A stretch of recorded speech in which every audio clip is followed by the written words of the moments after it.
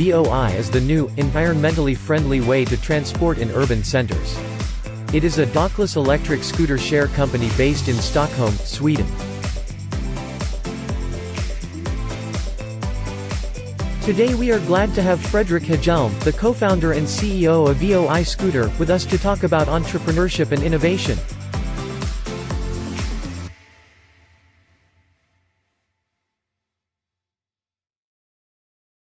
How has your experience been as an entrepreneur? How did you come to be here?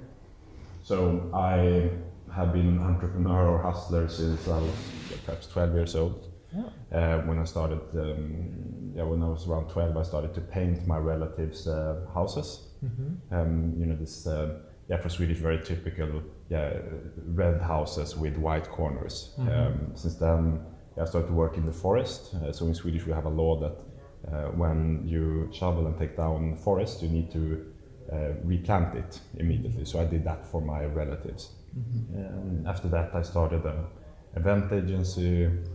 We did some web development. Our previous company is the biggest Airbnb management company in Sweden. So we help people to rent out their homes. Okay. So for me, it has been, since I was 12 years old, this has been my path, entrepreneurship. And so going off of that, so you have been involved in many entrepreneurial ventures then from a young age. What made you found VOI Scooters? What inspired you for this particular company? To me, entrepreneurship is about problem solving. Okay. So it's about solving problems that I find myself in, and also friends and relatives in. Mm-hmm. So VOI was about two things. So first, I lived in Russia for 3 years. Okay. And I lived in Moscow. Moscow is one of the worst cities in the world when it comes to traffic and infrastructure planning. So a lot of heavy traffic in the city center, driving 100, 120 kilometers per hour. And to me, living in Moscow in the summers, the air was so bad that you couldn't run out there because it was so smoggy, so much pollution. So to me, that was the realization, that cities shouldn't look like this. Cities shouldn't be made for cars, taxis, and heavy vehicles. They should be made for people, for living. So that was the first thing, the realization that our generation will be the one changing cities.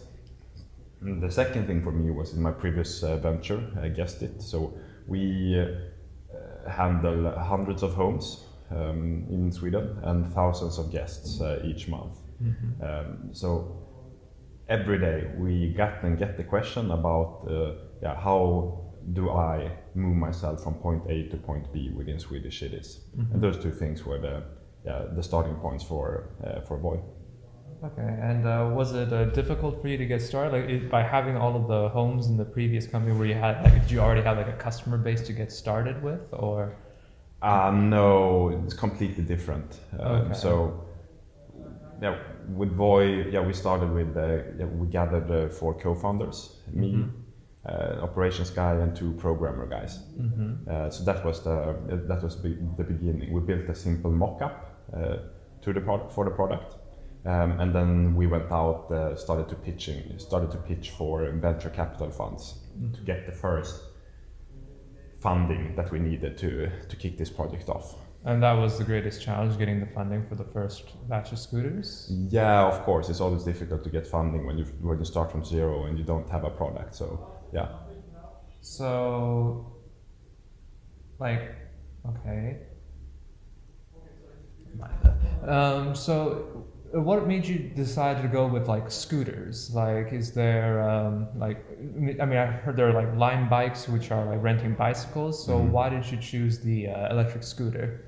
To me, so I tried the scooters early this year, and to me the scooters are superior to any other light, both electric and non-electric light vehicles that are out there. They're superior when it comes to how convenient it is, how easy it is, and also how fun it is. Mm-hmm. So to me, these scooters they're definitely the best option out there currently when it comes to last mile transportation within cities.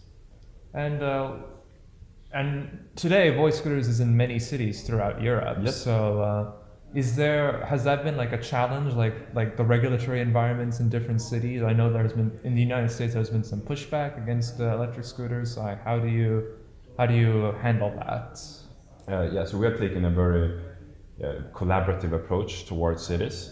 So we always try to collaborate and keep a dialogue with the cities where we're operating. That is in our DNA. But of course, with disruption comes challenges. And when something is new, as scooter sharing is in Europe, there will always be people perhaps that are against you and that don't have the same vision as you have. So definitely, we're out on a very, very bumpy road. But what we also hear both from politicians and from users and non-users is that there will be scooters and other light electric vehicles in all European cities down the road in 3, 5, 7 years, since all European cities have some kind of car-free ambition and vision. They don't want cars in their city centers. Okay. And do you think when faced with some of this pushback, do you think you were prepared for that, or has some of them come as a surprise? Yeah, of course.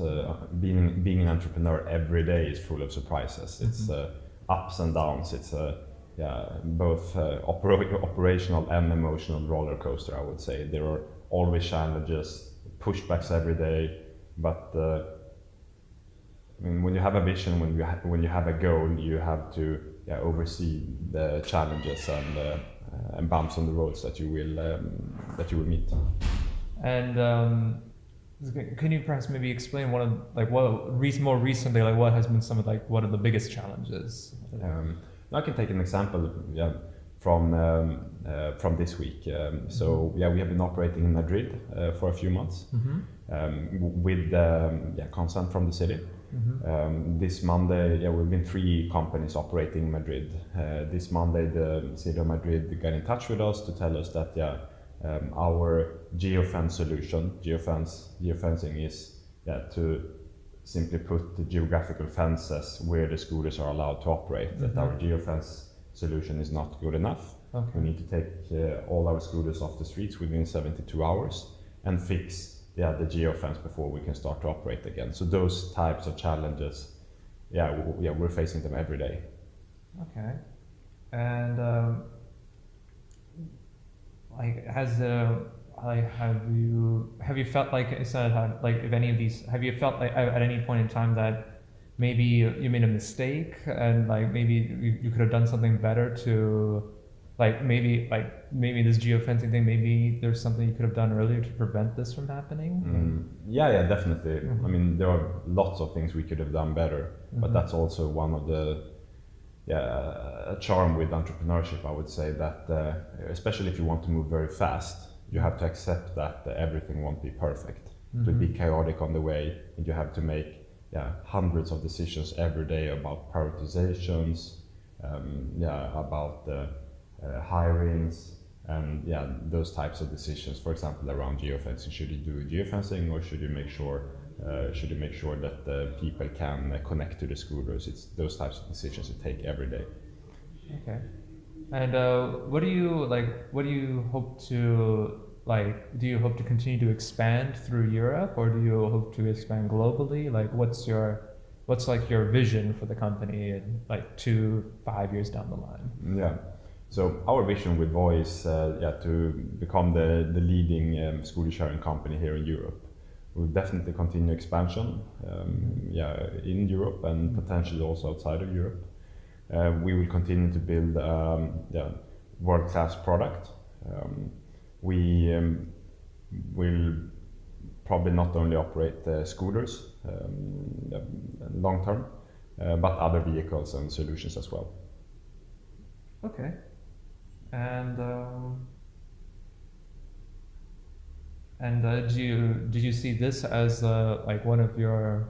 I mean, you seem to have been involved in many entrepreneurship projects throughout your life, and VOI Scooter is just one of them. Yeah. So, do you see how long do you plan on staying with this company for a very long time, or do you hope to maybe pass the baton to someone else? How does that work? Yeah. No, definitely stay with VOI Scooters as long as possible, as long as it's fun, and as long as I feel that we're doing good and we're developing the company forward. Okay. And since you plan on continuing to be like leading this company forward and expanding to more and more European cities, like what do you see as the biggest hurdle that you potentially will face in the future? I mean, back to the question you asked a few minutes ago. So there are every types of challenges every day. There are regulatory challenges, there are tech challenges, there are operational challenges, like corporate governance, organizational challenges every day. And as you grow, these challenges they don't become less. They usually become more. But we have a top-class team. So far, we have been able to solve most of the challenges in a very satisfying way, and we will continue on that path. Okay.